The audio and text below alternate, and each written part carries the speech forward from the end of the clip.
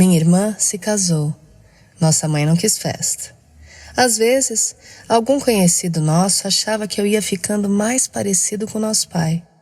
Nem queria saber de nós. Não tinha afeto? Mas minha irmã teve menino. Ela mesma intestou que queria mostrar para ele o neto. Viemos, todos, no barranco. Foi num dia bonito. Minha irmã de vestido branco, que tinha sido do casamento. Ela erguia nos braços a criancinha. O marido dela segurou, para defender os dois, o guarda-sol. A gente chamou, esperou. Nosso pai não apareceu. Minha irmã chorou. Nós todos aí choramos, abraçados. Só as falsas conversas, sem senso, como por ocasião, no começo, na vinda das primeiras cheias do rio, com chuvas que não estiavam. Todos temeram o fim do mundo, diziam, que nosso pai fosse o avisado que nem Noé, que, portanto, a canoa ele tinha antecipado, pois agora me entrelembro. A figura do pai é central no conto A Terceira Margem do Rio, de João Guimarães Rosa, que foi publicado no livro Primeiras Histórias, de 1962. Ele abandona sua mulher e filhos para ficar em uma canoa no meio de um rio, causando um vazio grande no seio familiar. Ainda que a família tente fazer algum tipo de contato, ele ignora todos os esforços feitos pela filha, pela mulher e até pelo filho. No entanto, esse filho é quem mantém o vínculo mais forte com o pai até o fim do conto, cujo trecho que ouvimos aqui está na voz da Thier. É essa bela história que inspira A Terceira Margem do Reno, o podcast de literatura em língua alemã e francesa e suas ligações com o Brasil. O rio pode nos passar muitos sentimentos. Podemos sentir amor, por exemplo, quando nos deixamos levar pelas águas de um rio ou somos envolvidos por elas ao mergulharmos em seu leito. Ou raiva, quando as águas transbordam das suas margens. O rio traz também uma sensação familiar, como um parente próximo que está sempre ali quando precisamos dele. Leito, delta, cheias, secas, os rios também nos sugerem imagens eróticas. São da ordem da fertilidade. Rio Pau Enorme, Nosso Pai, escreveu Caetano em uma canção com música de Milton Nascimento sobre o conto de Guimarães Rosa. E se formos mais fundo, encontramos imagens ainda mais fortes. Em algumas cosmogonias, rios divindades podiam tomar a forma humana e ter relações sexuais com os mortais. Em visões mais tradicionais, o rio também pode ser visto como um sujeito que tem direitos e deveres. Pode ser também um ser da nossa família, que nos alimenta, traz amor e destruição. Na Índia, eles deram ao Ganges o caráter de pessoa física.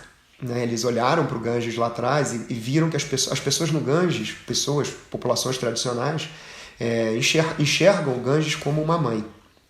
Né? Então você tem uma visão diferente daquele rio. E é como uma mãe mesmo, quer dizer, uma mãe que protege, uma mãe que alimenta, uma mãe que te acolhe. Né? Então, assim, é a visão diferente do rio. Então, ele não é um rio, ele é uma mãe. Né? Ele te fornece, ele está o tempo todo com você. O Vinícius Farjala, professor associado do Departamento de Ecologia do Instituto de Biologia da Universidade Federal do Rio de Janeiro, que você já conheceu aqui dos episódios anteriores da Terceira Margem, acha que ver o rio dessa forma mitológica, anímica, muda a nossa relação com o ambiente que nos cerca. Não é uma visão só de explorar, não é uma visão de retirar, não é uma visão de usar, mas é uma visão de algo que faz parte da sua vida, que é você. Né? O rio é você e você é o rio, quer dizer, então já entra numa outra conjunção, né? E isso acaba trazendo, em termos de proteção, né? Traz uma certa, né? um respeito maior àquele ambiente. Essa vida que ora está em harmonia, ora em desarmonia com o rio, tem a ver também com as relações familiares. Águas turbulentas, às vezes carregadas de sedimentos e afetos, caudalosas, intensas, simbióticas. Neste episódio, a gente vai ver como esse rio, que é a família, atravessa os livros O Lugar, de Annie Ernaux, Retorno a Reims, de Didier Eribon, ambos franceses, e Austerlitz, do alemão W.G. Sebold. O sexo e o erotismo surgem em duas obras importantes do Mário de Andrade. 2 livros centrais para a literatura brasileira e que têm, cada um à sua maneira, suas nascentes na cultura alemã. Macunaíma e Amar, verbo intransitivo. O amor e o sexo também aparecem com uma faceta bem mais contemporânea no romance Alegro Pastel, de Leif Hunt, autor nascido em 1983. E para ajudar a gente a entrar no clima, também vamos ouvir ao longo deste episódio, entre um bloco e outro, poemas sobre amor e sexo escritos por Bertolt Brecht e Heinrich Heine, na voz do tradutor André Valias. E aqui a gente começa ouvindo a leitura do André de um poema do Heine. Acreditava antigamente que todo beijo que me tiram ou que recebo de presente fosse por obra do destino. Deram-me beijos e beijei, antes com tanta seriedade, como se obedecesse às leis que regem a necessidade. Agora sei como é supérfluo, e não me faço de rogado. Vou dando beijos em excesso, incrédulo e despreocupado.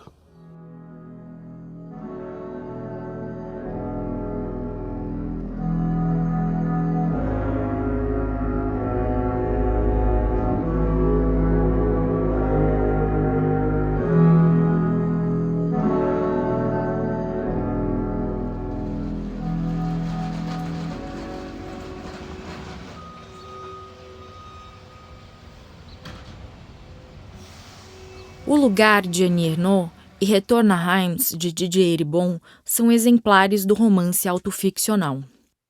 Muito diferente do modelo tradicional de biografia, autobiografia ou livro de memórias, ou seja, supostamente fiel aos acontecimentos da vida do autor, na autoficção o narrador encara a escrita como algo que pode modificar, recriar e inventar a realidade.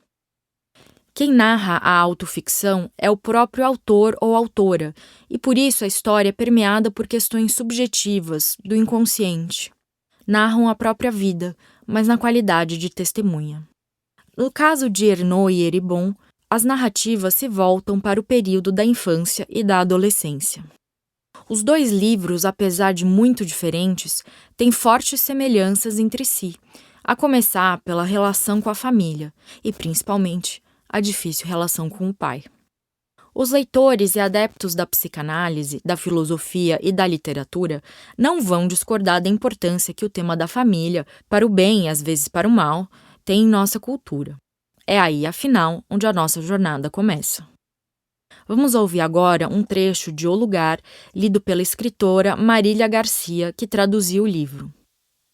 Ao longo do verão, enquanto esperava meu primeiro cargo de professora, pensei, um dia terei que explicar todas essas coisas, ou seja, terei que escrever sobre meu pai, sobre a vida dele e sobre essa distância entre nós 2, que teve início em minha adolescência. Uma distância de classe, mas bastante singular, que não pode ser nomeada, como um amor que se quebrou. Em seguida comecei a escrever um romance cujo personagem principal era ele. No meio da narrativa, tive uma sensação de mal-estar. Só há pouco percebi que escrever o romance é impossível. Para contar a história de uma vida regida pela necessidade, não posso assumir de saída um ponto de vista artístico, nem tentar fazer alguma coisa cativante ou comovente. Vou recolher as falas, os gestos, os gostos do meu pai, os fatos mais marcantes de sua vida, todos os indícios objetivos de uma existência que também compartilhei. A Annie Ernaux faz em sua obra uma revisão da história da vida dela. Em La Femme, ou A Mulher, ainda não traduzido no Brasil, de 1988, ela faz o retrato da mãe. Em A Vergonha, de 1997, ela relembra um episódio conflituoso que aconteceu entre os pais dela. Em Uns Anos, a trajetória de vida da autora se desenrola tendo como pano de fundo a história da França. Os livros da Annie Ernaux vão muito além de uma simples autobiografia. São um painel de todo um período da história coletiva do país. Mas vamos voltar para o lugar que a gente já comentou aqui no segundo episódio desse podcast que fala sobre cidades. Nesse livro, ela recria o próprio contexto familiar num vilarejo francês de Y, onde Annie Ernaux nasceu em 1940. As cenas são revividas, antigas fotos são detalhadas e a narrativa vai criando condições para que o leitor identifique os problemas da relação entre o pai e a mãe e o pai e a filha. À medida que a filha avança em sua ascensão cultural e, consequentemente, social, o pai se coloca em posição oposta. Os avós paternos eram camponeses. Analfabetos, eles viviam em condições muito próximas da miséria. Ao voltar da guerra, o pai, que tinha passado boa parte da vida dedicado ao trabalho com a terra, resolveu mudar o curso do destino.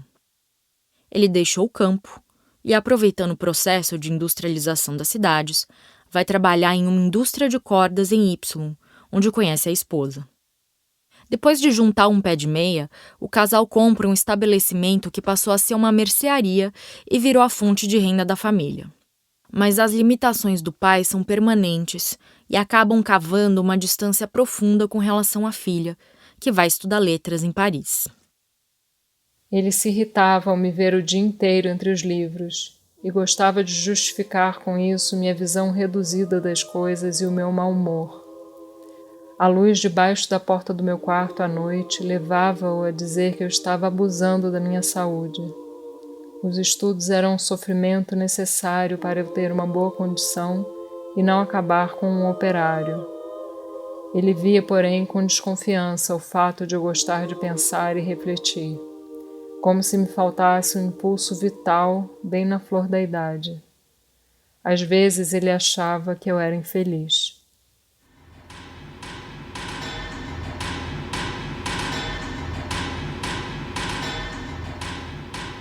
Bom, agora a gente vai para outro lugar, um outro pedaço da França profunda. Vamos passar agora para Retorno a Reims, de Didier Eribon. E olha só essa curiosidade. Em uma passagem do livro, o autor confessa que as obras da Annie Ernaux exerceram grande influência nos seus escritos.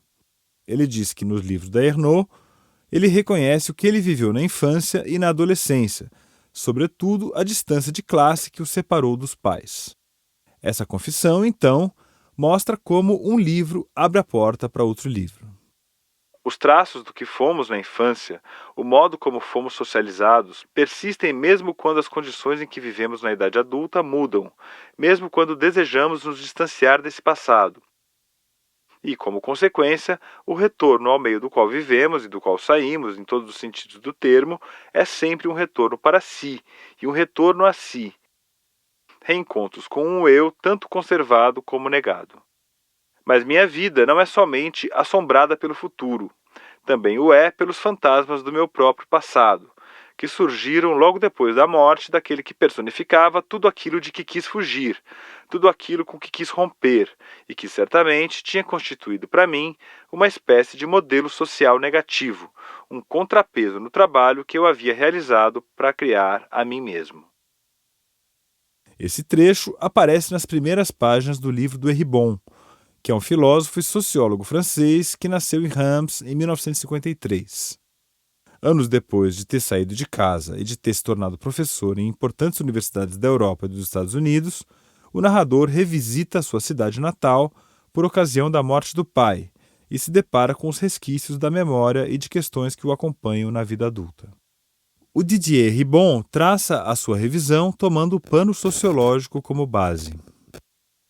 No livro do Didier Eribon, a história vai servir de base para um estudo de classe e de pontos de vista políticos. Homossexual convivendo com um pai homofóbico, o Didier Eribon reconhece que ele mesmo tem um sentimento de aversão pelas classes populares representada pelos pais dele. Esse sentimento o acompanha com uma carga de culpa e, ao longo do livro e também de toda a própria vida dele, o autor tenta desvendar as suas causas. Como lidar com a nossa relação com uma história da qual nos envergonhamos. E esse parece ser o gatilho disparador da história resgatada no livro. Por que eu me repreendia, não ousar assumir o que eu sou? Por que a convivência em um mundo burguês, ou pequeno burguês, tinha me levado a renegar assim minha família e ter vergonha dela a esse ponto? Porque interiorizei em todo o meu corpo as hierarquias do mundo social, quando intelectual e politicamente proclamo combatê-las. A gente conversou com o poeta brasileiro Ricardo Domenech, que vive na Alemanha há quase 20 anos. Ele faz uma comparação entre os livros do Didier Ribon, da Annie Ernaux e o ambiente familiar brasileiro. O Ricardo Domenech também comentou as tendências literárias alemãs em se tratando de família. O alemão tem um núcleo familiar que é bem núcleo mesmo, que é realmente a casa, é pai, mãe, filho. Eles não têm essa relação forte com primos e primas, tios e tias, como nós temos. O núcleo familiar no Brasil é muito maior, que eu acho que vem da questão ibérica. Os ibéricos são assim também. Então, por exemplo, alguns autores de língua francesa, especialmente o Didier Ribon e a Annie Ernaux, que são autores do que vem sendo chamado de autoficção, e a autoficção necessariamente, né, em vez de retratar a história da coletividade, ele vai retratar a história do indivíduo, né? E aí a república do indivíduo é a família, de certa forma, né, onde se forma e assim por diante. Essa tendência não é muito forte na Alemanha. Na Alemanha, a ficção ainda é muito ficção.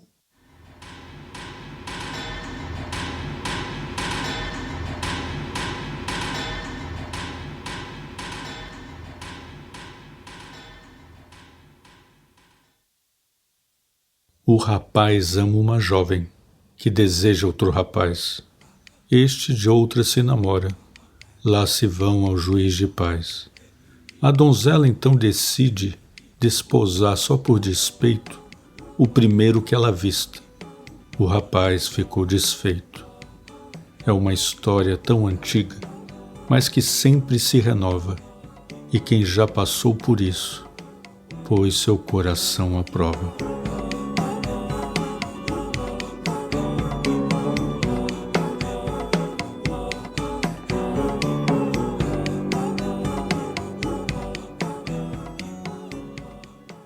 Não é possível falar de família sem pensar na própria identidade, e um caso exemplar dessa busca é Austerlitz, o último romance do escritor alemão W.G. Sebald, que foi lançado em 2001.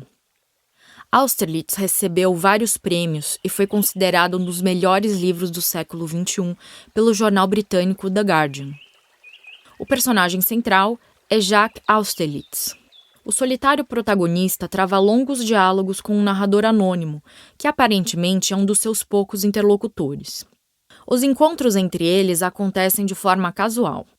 O primeiro foi em uma estação de trem na Antuérpia, na Bélgica, nos anos 60, e depois passaram a ser fortuitos e marcados por longas conversas.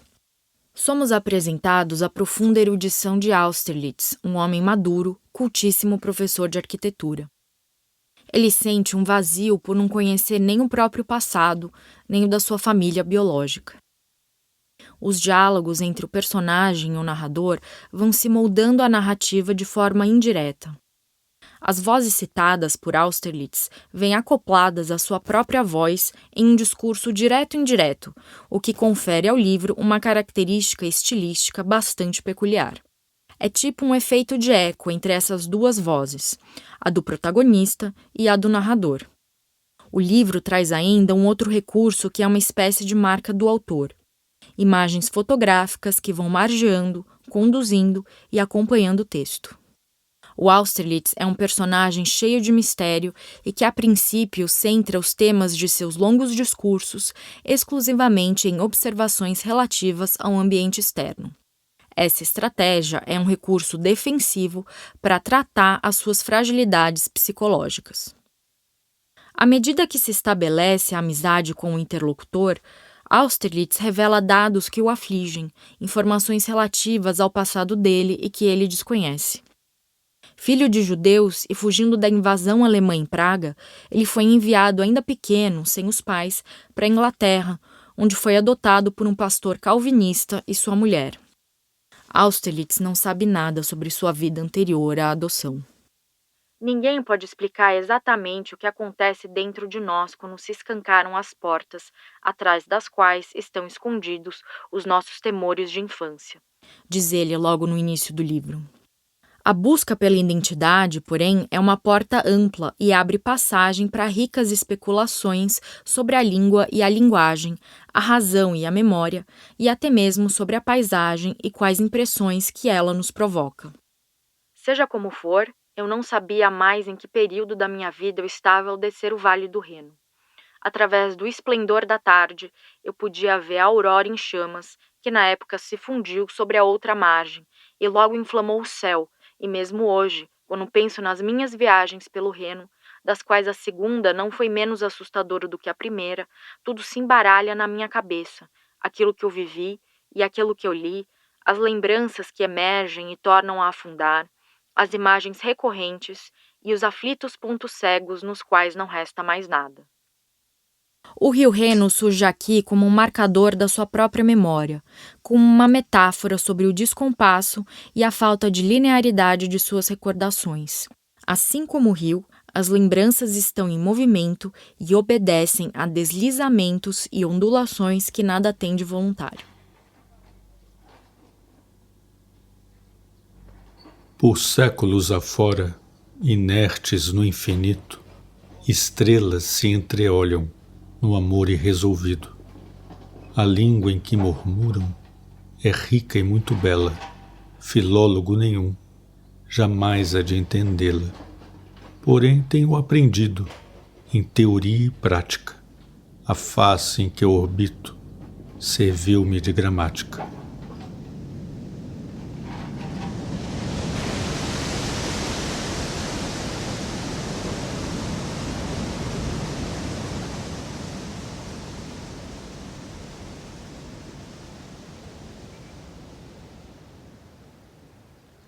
Bom, agora a gente vai falar do Mário de Andrade, que é um escritor brasileiro que tem uma relação forte com a cultura alemã.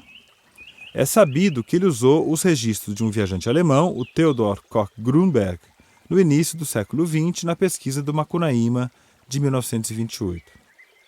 Ele também escolheu como uma das protagonistas de Amar, verbo intransitivo, uma professora de alemão, a Elsa, que no livro é chamado apenas de Fraulein, ou senhorita. O Macunaíma, herói sem nenhum caráter, entre aspas, é um personagem complexo, que se transmuta e se funde a elementos da natureza quando lhe convém. Ele é de uma esperteza e de uma malandragem sem igual. Sabe tirar proveito das situações. É uma das figuras mais marcantes da literatura brasileira, que foi se tornando uma espécie de sinônimo da palavra brasileiro. O Macunaíma nasceu no fundo do Mato Virgem, dentro do rio Uraricoera, e tem 2 irmãos, o Maanape e o Jiguê. Indígenas assim como ele, os 2 acompanham o Macunaíma em suas peripécias, como a viagem à cidade grande. Mas o Macunaíma não tem pai, ou melhor, não existe no livro nenhuma menção ao pai dele. O Mário de Andrade constrói um personagem que é livre de pudores e que goza de uma identidade totalmente desprovida de questões morais. Isso faz o Macunaíma ser diferente dos próprios irmãos, que vira e mexe ficam bravos com ele. O Macunaíma morre de curiosidade pelo universo feminino, adora se engraçar com as namoradas dos irmãos, aproveitando que estão pelados, se banhando no rio. A Eliane Robert Moraes, que é professora do curso de Letras na Universidade de São Paulo, é a grande especialista em literatura brasileira sob o viés do erotismo. Ela comenta essa curiosidade. Macunaíma não tem pai para corrigir, né? Macunaíma, ele é uma figura plena. Ele não tem nem pai nem filho. Portanto, ele não tem lei, né? E o Carlos só tem lei vivendo naquela família quatrocentona que vai regular tudo. Então, a gente poderia dizer que a gente tem 2 faces da mesma moeda desta figura, sabe? Soltasse o Carlos na floresta e talvez ele se tornasse um Macunaíma, né? Esse Carlos, que a Eliane mencionou, é outro personagem do Mário de Andrade, o protagonista do romance Amar, verbo intransitivo, de 1927. O pai do Carlos, chamado Souza, contrata a Fraulein, que é uma alemã de 35 anos, para dar aula de alemão ao filho dele, que tem 15. Acontece, e aqui vai um spoiler, que a real intenção do pai, com o consentimento da Fraulein, é a iniciação amorosa do filho dele. Em Amar, verbo intransitivo, a coisa é bem diferente daquela suspensão da moral que reina em Macunaíma. O Carlos vai ser supervisionado o tempo todo, primeiro pelo pai e depois pela mãe dele. E ela acaba tomando conhecimento, com certo desgosto, do verdadeiro tipo de serviço que a preceptora alemã exerce na sua casa burguesa. Tanto em Macunaíma quanto em Amar, verbo intransitivo, o Mário de Andrade explora temáticas em torno do sexo e do amor, tendo ou não a presença de uma certa moral que vigia os costumes sociais. No caso da família de Carlos, em Amar, verbo intransitivo, essa moral está sempre à espreita, enquanto em Macunaíma ela é descartada logo de cara. A liberdade sexual de Macunaíma mexe com o próprio autor do livro, que a certo ponto se submeteu a uma espécie de censura. Ele retirou do livro a descrição das posições sexuais das festinhas, como diz o narrador, entre o Macunaíma e a Si, a mãe do Mato, namorada dele. Mário passa recibo daquela manifestação da erótica brasileira nas páginas do seu próprio livro, conforme escreveu no prefácio em uma das edições. O texto foi escrito imediatamente depois de terminada a primeira versão, em 1926. E se põe a reparo que falei em pornografia desorganizada, porque os alemães científicos, os franceses de sociedade, os gregos filosóficos, os indianos especialistas, os turcos poéticos, etc., existiram e existem, nós sabemos. Já se falou que quando 3 brasileiros estão juntos, estão falando porcaria. De fato, meu interesse por Macunaíma seria hipocritamente preconcebido por demais se eu podasse do livro o que é da abundância das nossas lendas indígenas, Barbosa Rodrigues, Capistrano de Abreu, Koch Grunberg, e desse para o meu herói amores católicos e descrições sociais que não seriam dele para ninguém. Chamou a atenção do Mário, que era um misto de colecionador, arquivista e etnógrafo, essa tal organização do erotismo realizada por culturas estrangeiras, especialmente as da modernidade europeia. O Macunaíma escapa desse tipo de taxonomia, de classificação. Ele é uma entidade que reúne em si as fórmulas para burlar a expressão erótica na literatura. Assim, ela fica livre de uma representação panfletária ou muito literal. O livro apresenta uma desorganização no melhor dos sentidos. Tem essa característica de estar aberto ao desconhecido, à surpresa, à criação de uma literatura de vanguarda. Uma literatura dotada, portanto, de uma liberdade e de uma invenção de estilo.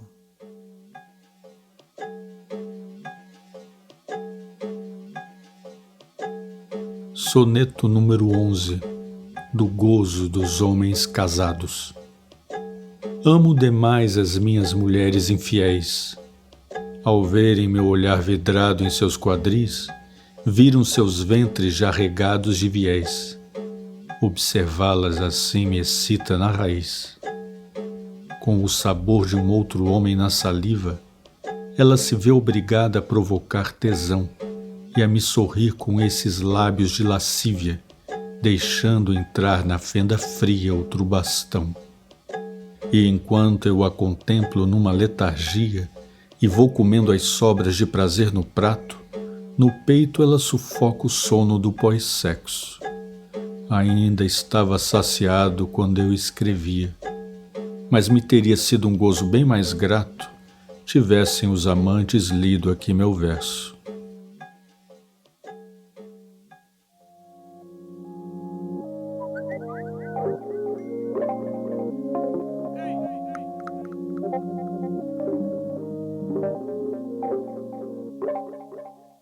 Em sentido diametralmente oposto a Macunaíma, temos o romance contemporâneo Alegro Pastel, do alemão Leif Randt.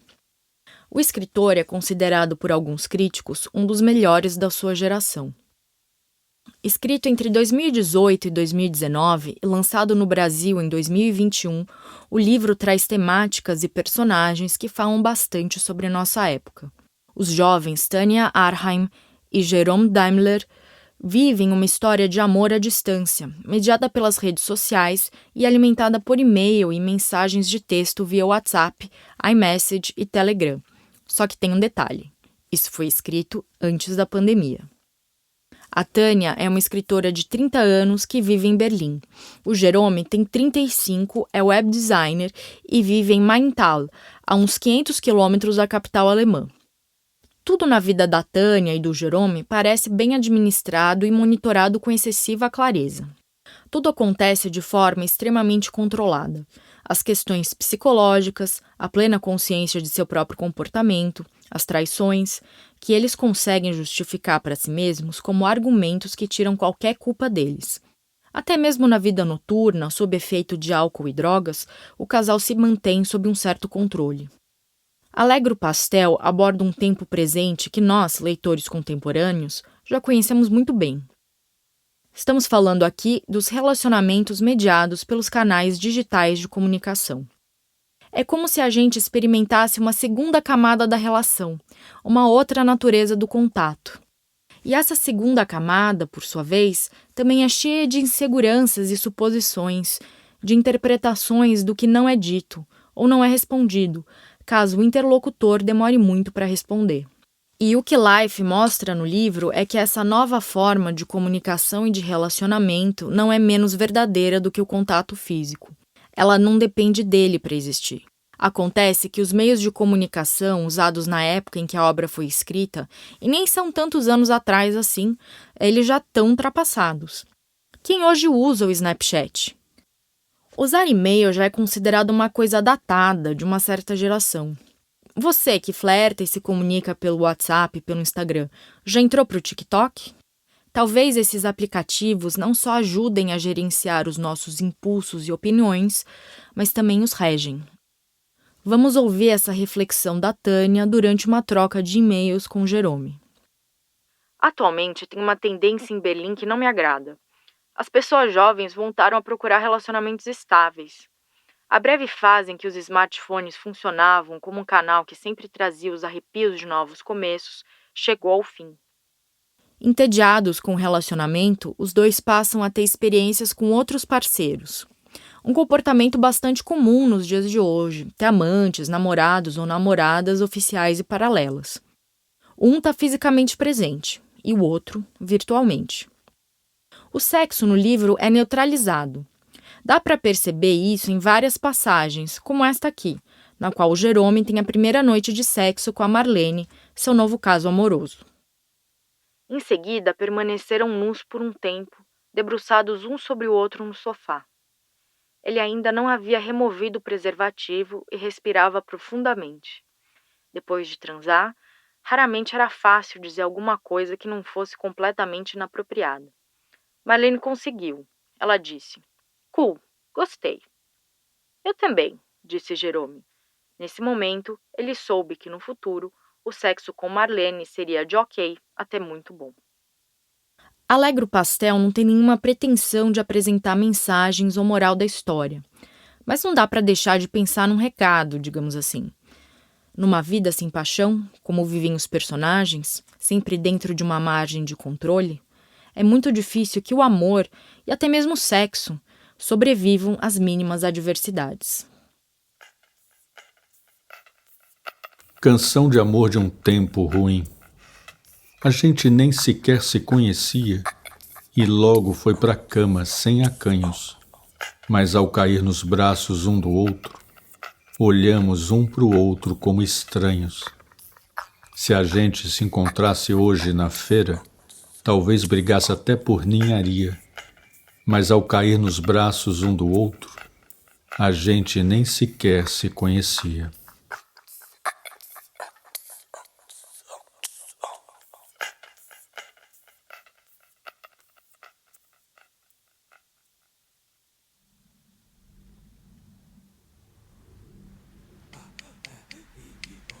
Este foi o 4º episódio de A Terceira Margem do Reno, o podcast sobre literatura em língua alemã e francesa. No próximo episódio, que vai ao ar em 2 semanas, a gente vai refletir como o totalitarismo e o autoritarismo surgem na literatura, inclusive em ficções distópicas que parecem cada vez mais com a realidade que a gente vive. A Terceira Margem do Reno é um podcast feito em correalização pelas unidades do Rio de Janeiro e de São Paulo do Goethe Institut, pela Bibliomaison e Escritório do Livro da Embaixada da França no Brasil e pela Associação 451. Eu, Paulo Werneck, sou o responsável pela direção-geral. O roteiro desse episódio é assinado por Marcela Vieira. Eu, Paula Carvalho, sou responsável pela coordenação do podcast e pelo tratamento do roteiro. A produção ficou a cargo da Ashley Calvo, com apoio da Mariana Shiraiwa.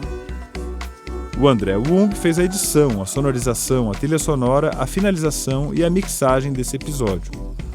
A direção de locução é da Thier, que também fez a leitura do trecho do conto A Terceira Margem do Rio. A arte de todos os episódios é feita pelo artista J. Miguel. A distribuição é feita pela Rádio Novelo, com a Juliana Jäger e a Fecris Vasconcelos. E tudo isso foi feito com o apoio imprescindível da redação da 451. As gravações para este episódio foram feitas com o apoio técnico do estúdio Rosa Flamingo. Na ordem foram lidos os seguintes trechos: A Terceira Margem do Rio, de João Guimarães Rosa, que faz parte do livro Primeiras Histórias, que saiu pela editora Global. O poema Acreditava, de Heinrich Heine, presente em Heine, Poeta dos Contrários, da editora Perspectiva, traduzido por André Valias. O Lugar, de Ernie Ernaux, lançado pela editora Fósforo, com tradução de Marília Garcia. Retorno a Reims, de Didier Eribon, publicado pela editora Ainé e traduzido por Cecília Schubach. O Rapaz, de Heinrich Heine, que está em Heine, Poeta dos Contrários, da Perspectiva, traduzido por André Valias. Austerlitz, de W.G. Sebald, editado pela Companhia das Letras e traduzido por José Marcos Mariani de Macedo. Por Séculos, de Heinrich Heine, que também se encontra em Heine, Poeta dos Contrários, da editora Perspectiva, traduzido por André Valias. Prefácio inédito escrito imediatamente depois de terminada a primeira versão, 1926, de Mário de Andrade, presente na edição de 2017 de Macunaíma, da editora Ubu. Soneto número 11, do Gozo dos Homens Casados, em Bertolt Brecht, da editora Perspectiva, com tradução de André Valias. Alegro Pastel, de Leif Ernst, publicado pela editora Class, com tradução de Raquel Ribas, Menegheso e Michael Korfmann. E o poema Canção de Amor de um Tempo Ruim, publicado em Bertolt Brecht, com tradução de André Valias, pela Perspectiva. Até o próximo episódio. Au revoir e auf Wiedersehen.